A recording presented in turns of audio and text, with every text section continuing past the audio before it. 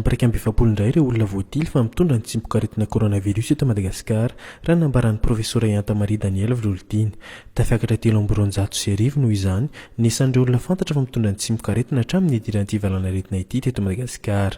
Ny 27,700 amin'izy ireo ankehitriny dia mbola manaraka fitsaboana eny anivon'ny tobim-pahasalamana ary ny 9 amin'izy ireo dia marary mafy. Tsy nisy ny maty raha ny tatitra izay natao androany.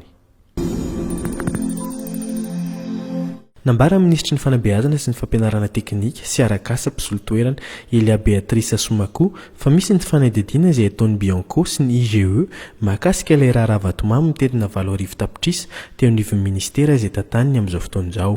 Nandritra ny fotoana nanaovany tatra teo alohan'ny olona teny Anosy no nanambarany izany. Nitaky ny voan'ny voamarina makasika ity raharaha ity moa ireo olona. Mila fantarina daholo ireo tompon'andraikitra amin'ity raharaha ity hoy Nirehitra Vaovao filohan'ny atin'ny mirandoa olona.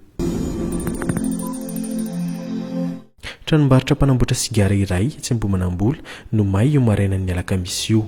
Maro ny favoazana vokatra ity avy ity teo amin'ny trano sy ny entana. Efa voafeny ny afo raha ny vaovao iray taorian'ny fahatongavan'ny mpamonjy voina teny atoerana. Raha ny fanazavana no men'ny tompon'andraikitra ao amin'ny orinasa dia court-circuit no nitarika ny afo.